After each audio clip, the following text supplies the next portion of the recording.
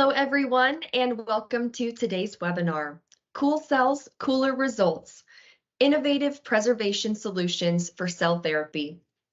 I am Kaylee Bach of LabRoots, and I'll be your moderator for today's event. Today's educational web seminar is presented by LabRoots and brought to you by Sartorius. To learn more, visit sartorius.com. We encourage you to participate today by submitting any questions you may have during the presentation. To do so, simply type them into the Ask a Question box and click Submit. We'll answer as many questions as we have time for at the end of the presentation. You may also submit any technical issues here as well if you have trouble seeing or hearing the presentation. And with that, I'd like to now welcome our speaker, Rukmini Ladi, External Collaborations Manager, Cell Culture Technologies at Sartorius. For a complete biography on our speaker, please click on the Presenter tab. Rukmini, thank you for joining us. You may now begin your presentation. Thank you for the introduction, Kylie. Hello, everyone, and thank you all for joining. Welcome to today's webinar on innovative preservation solutions for cell therapy. In our today's webinar, we'll address some of the challenges of preserving cell therapy products and highlight the key benefits of using all-in-one cryopreservation solutions. We'll then explore the suitability of cold storage for our cell therapy products and learn how custom solutions with recombinant human albumin can improve the post-thaw cell viability for our cells. And lastly, we'll conclude our webinar by summarizing the key insights that we gained from our today's presentation. With that, let's begin. Now, before we begin, let's take a moment to understand the current landscape of cell therapy drug development and understand why is it important to preserve cells. As you can see from the graph, the landscape of drug development is flourishing. There are over 4,500 drugs currently under development across diverse therapeutic areas, and these range from your CAR T cells to NK cells and beyond. However, we should know that the success of these therapies is heavily dependent upon the preservation of the cells and maintaining their cell viability post-thaw. Now, this preservation process plays a very critical role in ensuring that our cell therapy products, they remain stable, they are efficacious, and they are safe throughout the treatment trajectory that we are giving to our patients. And with these thoughts and a high-level overview, let's dive deeper into understanding some of the challenges in the cell therapy process. Now, we all know the workflow of cell therapy, indeed, it's intricate. It all begins with the initial harvest of the starting material at the clinic, which is then transported with utmost care and efficiency to the processing facility. Now, at this crucial stage, the cells undergo a series of meticulously designed processes in order to have the desired cell characteristics for the respective therapeutic application. And now, as we move down this chain, the next challenge lies in the reliable transport of these processed cells back to the clinic for patient administration. Now, what I would say is, like, overall in this complex and interconnected supply chain, maintaining the essential elements of the cells becomes absolutely critical. And again, with these thoughts, let's focus on addressing some of the key building blocks that form the foundation of this intricate supply chain. Indeed, it all starts with the freezing medium. Here, we typically face the challenge of selecting an optimal formulation that caters to diverse cell types and therapies. Now, this crucial step sets the foundation for successful preservation. Moving on to the cooling method, here our challenge lies in achieving controlled cooling rates while delicately avoiding the cellular damage for our cells. And now, once the cells are frozen, our challenge shifts to the storage temperature stage. Here, we must absolutely ensure that the conditions that we have are appropriate for the long-term preservation of our cells. And lastly, as we progress to the thawing and the post-thawing stages for our cells, our focus now shifts in implementing uniform thawing techniques so as to indeed optimize the cell functionality upon revival. Now, thinking of these challenges in cryopreservation, let's also take a step back to understand the high-level overview for what happens during the cryopreservation process. So, as the cells cool down, they face the challenge of extracellular ice crystal formation that disrupts the balance within the cells, causing dehydration. In some cases, cells may even supercool, going below the equilibrium freezing point, and this can lead to the formation of intracellular ice formation. Now, when it comes time to warm the cells, the ice recrystallization can cause mechanical damage and result in cell lysis. And at this step, if the process is not fully optimized and controlled, it can induce apoptosis, which can lead to delayed cell death post-thawing. Therefore, typically, cryoprotective agents are added in the formulation to overcome some of these challenges. Amongst them, DMSO stands out as the popular choice because of its known effectiveness in protecting cells during both freezing as well as thawing. Although many cell therapy developers still rely on homebrew formulations that is inclusive of a salt or DMSO that typically exhibits suboptimal performance, has potential contamination risks, also lacks process standardization and regulatory compliance. Now, thinking of these issues and to streamline the process of cryopreservation, I'm pleased to be introducing our innovative solutions that have been developed to effectively address some of these challenges at hand. With our all-in-one, ready-to-use solutions, we provide a comprehensive approach to cell preservation. So in today's webinar, I'll be highlighting some of our flagship products, NutriFeast D5, NutriFeast D10, and NutriStore. And also I'll walk you through how these products can benefit your preservation needs. Additionally, to complement your custom preservation needs, we offer Recombumin Elite and Recombumin Prime, which are a superior choice compared to the human serum albumin. Okay, now with that, let's start with a high-level overview of one of our key products, NutriFeast D10. NutriFeast D10 is especially useful for sensitive cells and is designed for safe freezing at ultra-low temperatures, ensuring long-term storage of cells. Indeed, it has been extensively tested across a wide range of cell types, ensuring high viability and recovery rates post-thaw. And some fun facts about it. It's an all-in-one, ready-to-use solution that's completely free of animal components, serum, and protein. It's medium-based, chemically defined, with a 10% DMSO concentration. Likewise, NutriFeast D5 also enables safe freezing at ultra-low temperatures and is suitable for clinical applications. It has also passed safety tests and has met all compliance standards in different preclinical in vivo studies using various different animal models. And indeed, it has also been tested across a wide variety of cell types, ensuring high viability and recovery rates post-thaw for cells. Last but not the least, it is a salt-based solution. It is also all-in-one. It is ready to use and is chemically defined with a 5% DMSO concentration. It is also completely free of animal components, serum, and proteins. And now with that, let's take a closer look at each of these products in detail. So starting with NutriFeast D10, let's dive into some of the case studies and explore the data to understand its performance. So here is a representative short-term study design using human mesenchymal stem cells, that is MSCs. MSCs sourced from various tissues, such as bone marrow, adipose tissue. These were cryopreserved using NutriFeast D10 for up to a week, and post-thawing, the cells were cultured in MSC NutriStem media, and the cells eventually underwent for quality control checks for assessment. Additionally, here is another representative study design that summarizes the long-term study done with MSCs, where these cells were cryopreserved for up to 5 years, and then post-cryopreservation, these were followed with post-thaw evaluation studies with assessment of quality control checks. And now let's peek at the data to gather some insights. Starting with the short-term cryopreservation studies, what we see on the slide is graph A demonstrates the high cell viability that's above 95% post-thaw, which is equivalent to the other serum-free conditions that you see on the graph, while graph B exhibits a comparative data on the fold expansion, revealing more than a 7-fold increase in cell growth by day 3 post-thaw.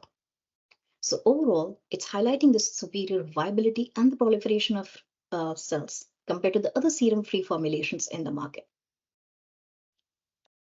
Likewise, if you look at graph C and D, they display a comparative data for the immediate post-thaw cell viability and the viability of the cells after 3 days of recovery.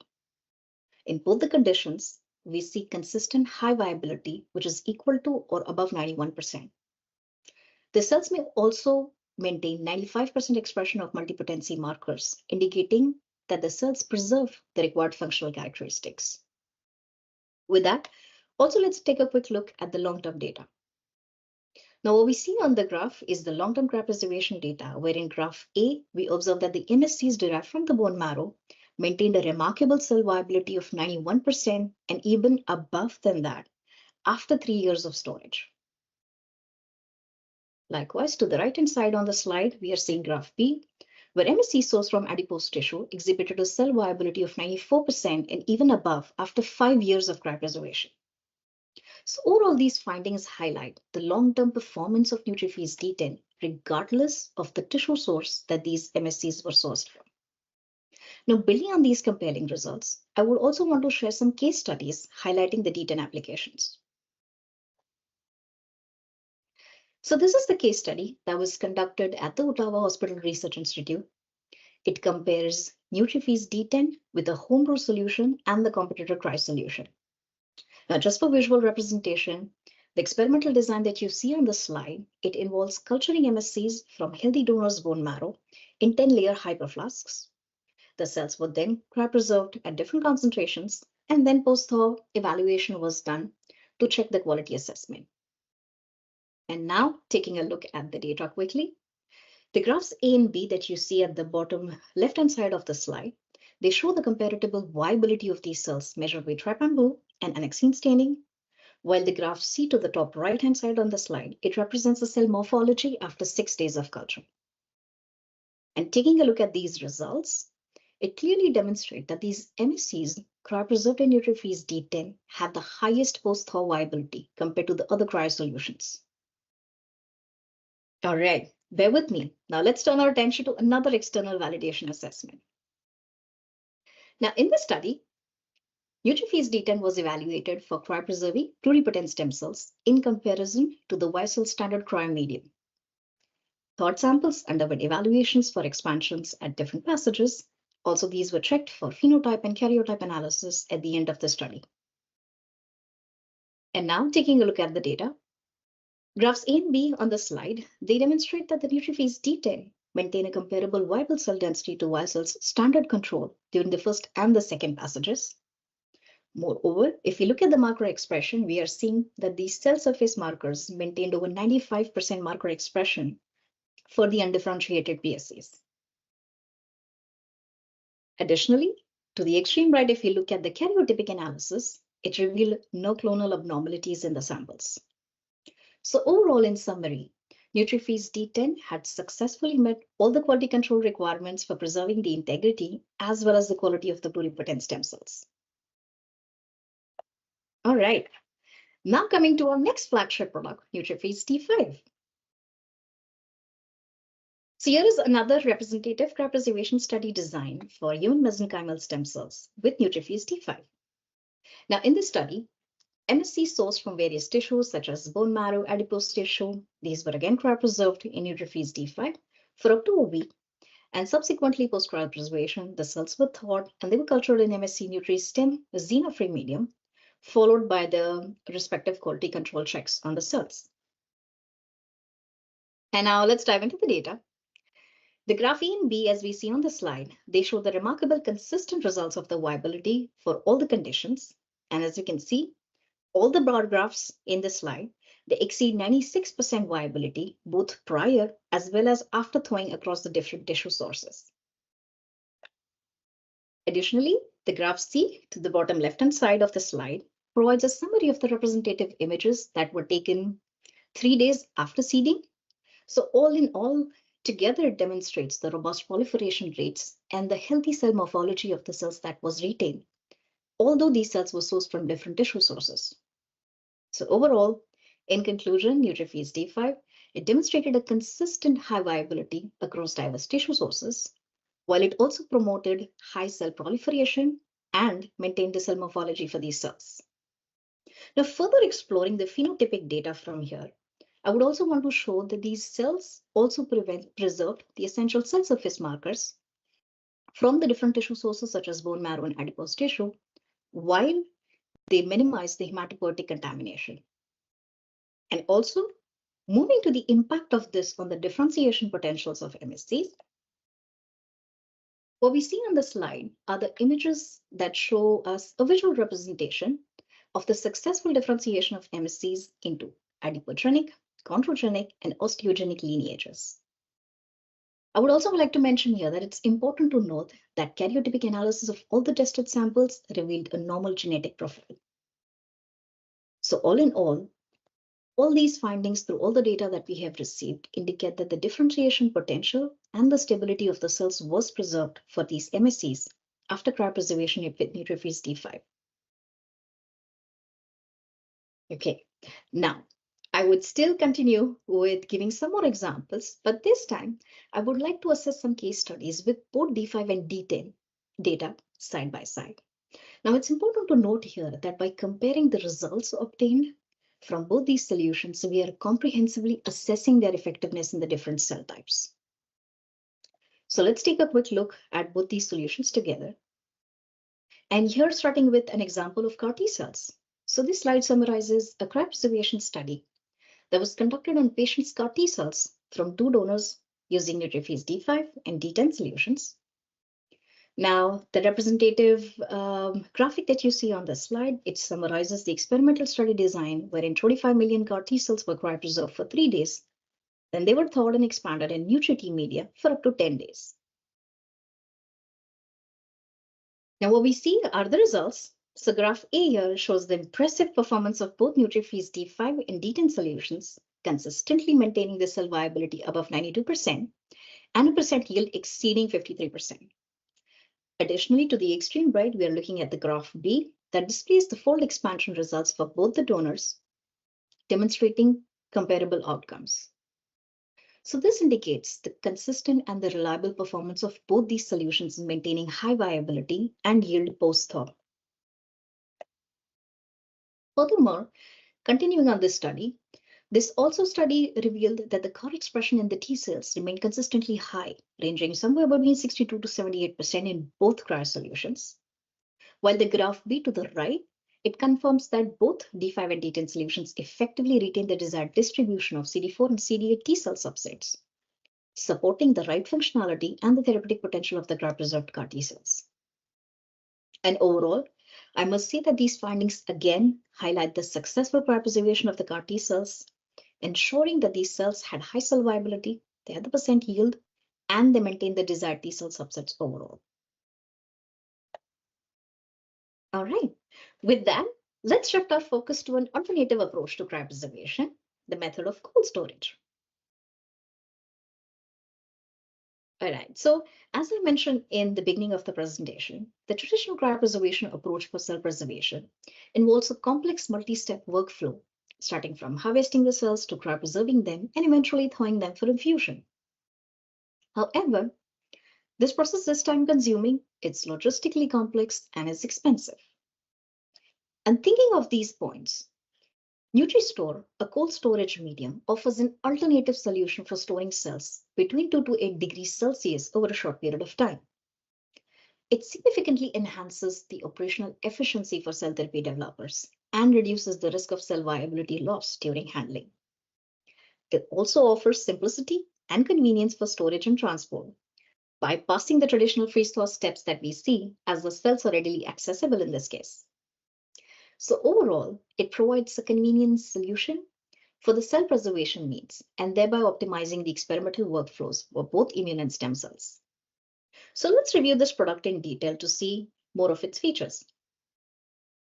So NutriStore cold storage solution is designed for storage of sensitive cells at temperatures between 2 to 8 degrees Celsius for a short period of time. It indeed ensures the cells having high cell viability and recovery rates post cold storage and is suitable for clinical applications. Its drug master file is available and its key product features include it's ready to use again, it's animal component free, it's serum free, and protein free solution. Now, based on the studies conducted, let's take a look at some examples to evaluate its performance compared to the current market competitors. So here is again a representative study where mesenchymal stem cells were stored in NutriStore and a competitor solution for 4 days, and subsequently post-thaw storage evaluations were conducted. Now what we see on the slide is again representative data. So from the middle graph, It compares the percent cell viability and the recovery rates of the Nutri-Score storage solution. And as we see from the data, it has outperformed the leading competitor. Just after 4 days of storage, cells stored in Nutri-Store showed significantly higher recovery rates while maintaining excellent viability for these cells. I would also add another data set here, as Nutri-Store also maintained the tri-lineage differentiation potential and the genomic stability for these cells, with showing consistent cell morphology that also outperformed the leading competitor in ensuring optimal cell functionality for therapeutic applications for patients. And now let's turn our attention to this interesting slide, which is also very informative, as it highlights that both NutriFeast D5 and Nutri-Store have successfully passed and shown compliance to all the extensive preclinical in vivo safety study evaluations and have also undergone rigorous testing regimen.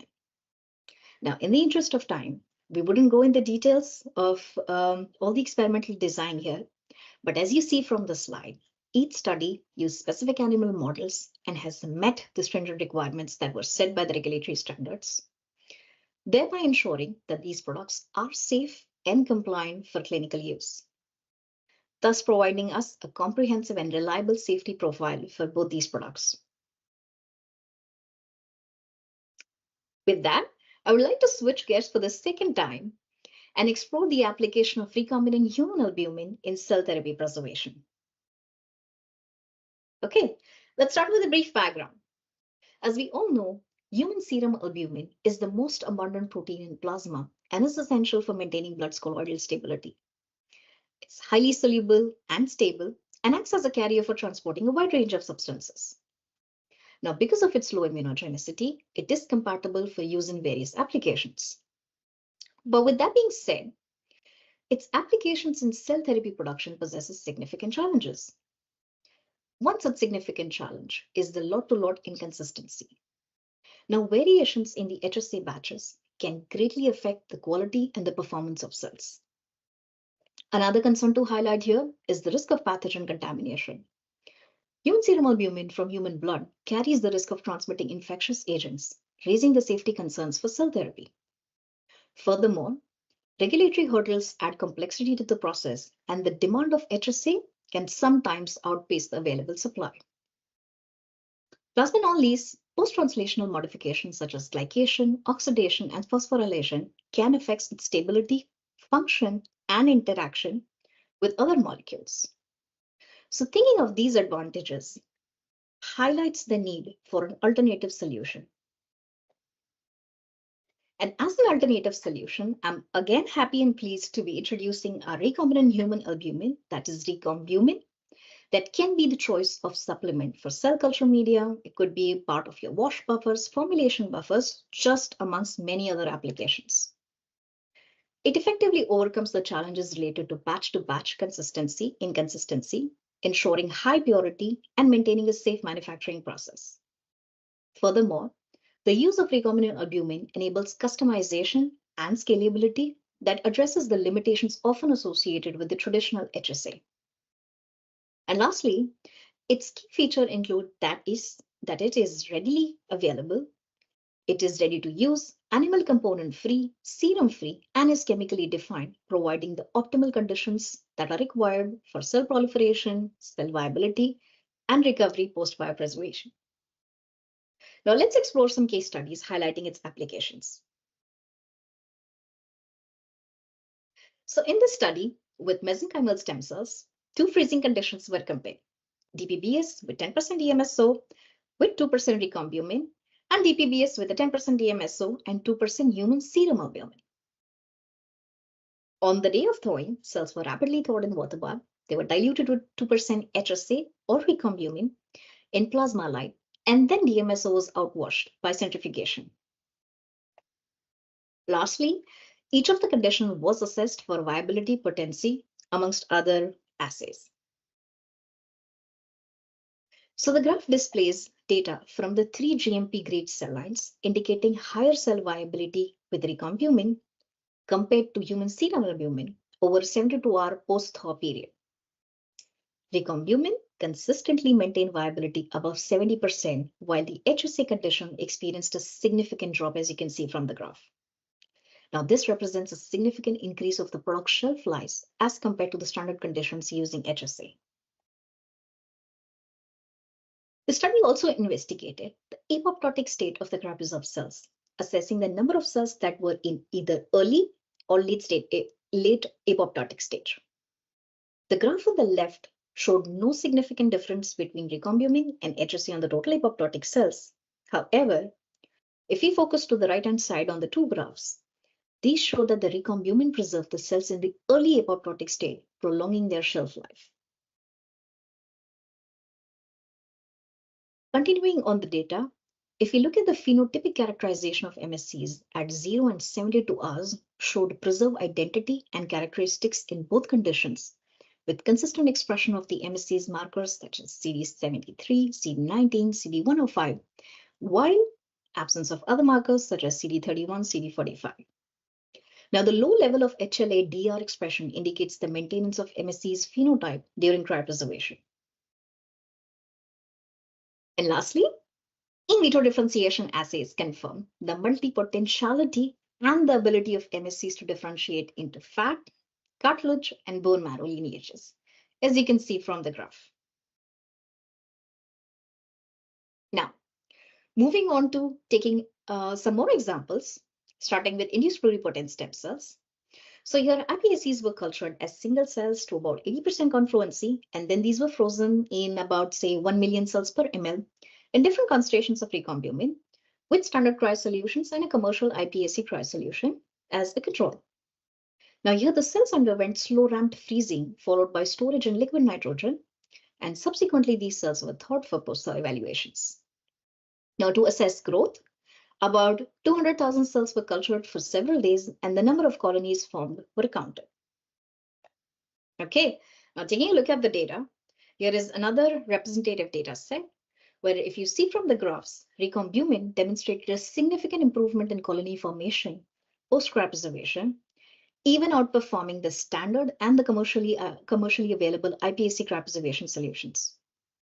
Moreover, there was no observed change in the pluripotency of the cells. So these findings basically underscore the effectiveness of recombumin, enhancing the post-cryopreservation outcomes for colony formation of these cells. Likewise, let's take another representative example, and this time again with iPSCs. So here the cells were cultured as single cells, again to 80% confluency, and they were frozen to 1 million cells per ml in 3 different cryo solutions, with and without the addition of the recombumin. And taking a look at the data, the graphs that we see on the right, it clearly illustrates that the presence of recombumin significantly improved colony formation, not only in the cryopreservation 1 and 2, but also in the commercially available iPSC cryo medium, which is 3. Also, it's important to highlight that there was no observed change in the pluripotency of these cells. Okay, and now moving on to some immune cells. So let's take a look at some representative data for T cells. I'll take a few examples as I go forward from here. So in this study, T cells were isolated. These were expanded. They were cryopreserved at a concentration of about 10 million cells per ml. Now here the cryopreservation was done using an isotonic solution with a 10% DMSO and was supplemented with different recombinant albumins or human serum albumin. The thawed cells were washed, they were suspended in the same solution with albumin or HSA, and they were kept at 4 degrees Celsius for testing. So here is the data set of the live cell numbers measured over time. And what you see on the graph is the teal-colored box here that shows that recombumin exhibited superior post-thaw live cell numbers for 48 hours compared to the human serum albumin and the rice-derived albumin. Continuing further, let's take another representative study for immune cells. So in this study, cryopreserved T cells, again isolated, they were expanded at a concentration of about 10 million cells per ml. And these were evaluated now for early apoptosis with and without recombumin at various time points post-thawing. Okay, taking a look at the data.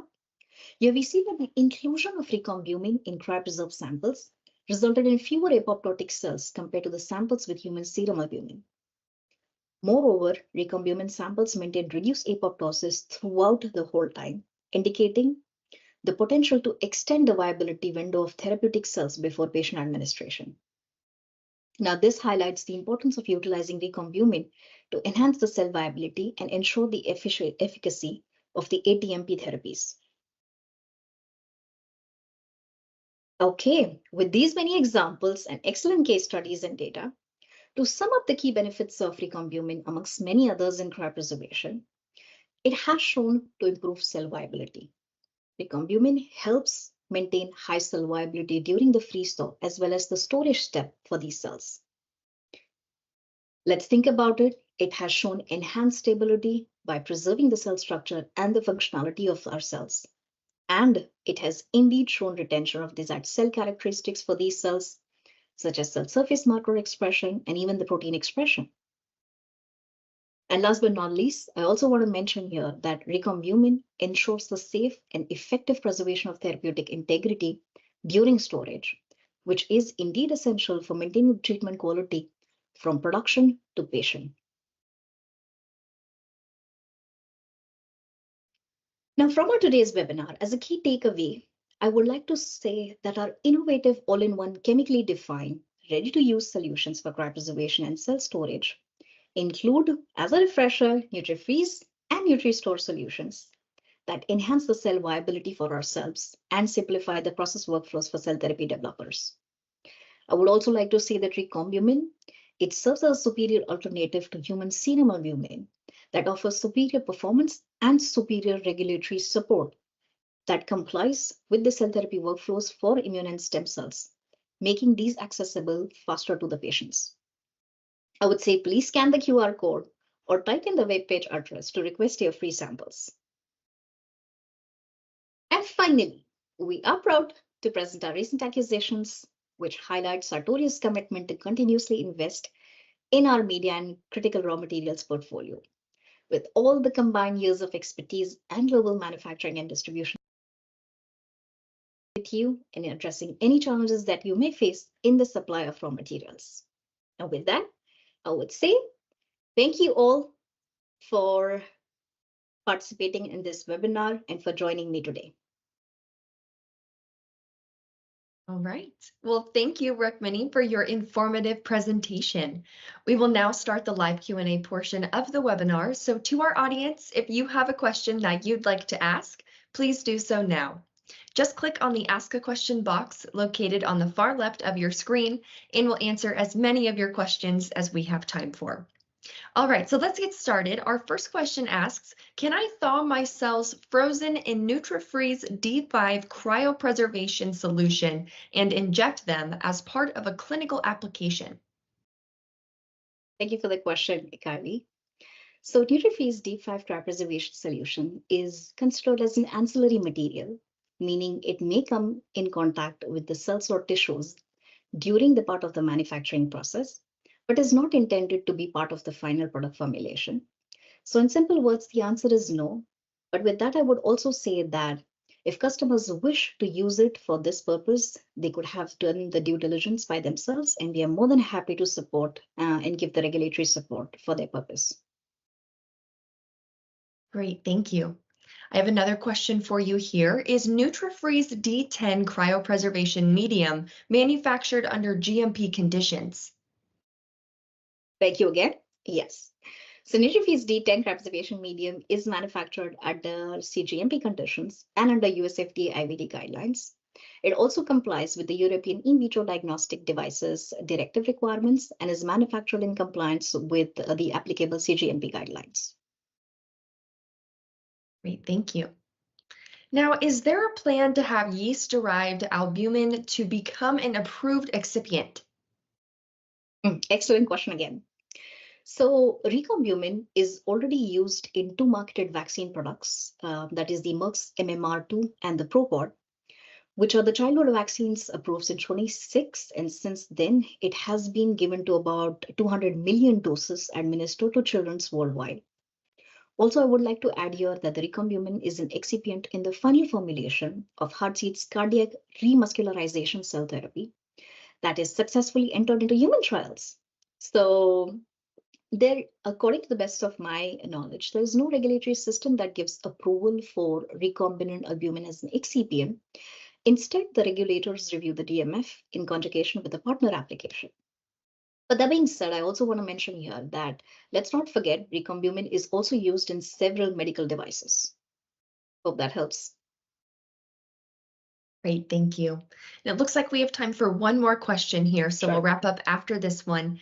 Now, do we have a DMF for NutriStore available? Yes, we have a DMF for the NutriStore available. That was an easy one. Great, thank you. Thank you. All right, well, this will conclude our session for today. Rukmini, do you have any final comments for our audience? I would like to say thank you all for joining. I hope these solutions help you. I just want to say that cryopreservation, including cold storage, is an important part of the cell therapy process that just pushes these cell therapy from discovery to the preclinical to the commercial solutions. So if you have any follow-up questions or would like to know more about these products, please do visit our website or reach out to our Sartorius experts. We are more than happy to help you. Thank you again. Well, thank you again, Rukmini, for your time today and your important research. We would also like to thank LabRoots and our sponsor, Sartorius, for underwriting today's educational webcast. Now, before we go, I'd like to thank the audience for joining us today and for their interesting questions. Questions we did not have time for today, and those submitted during the on-demand period will be addressed by our speaker via the contact information you provided at the time of registration. This webcast can be viewed on demand, and LabRoots will alert you via email when it's available for replay. We encourage you to share that email with your colleagues who may have missed today's live event. So until next time, take care, everyone. Goodbye.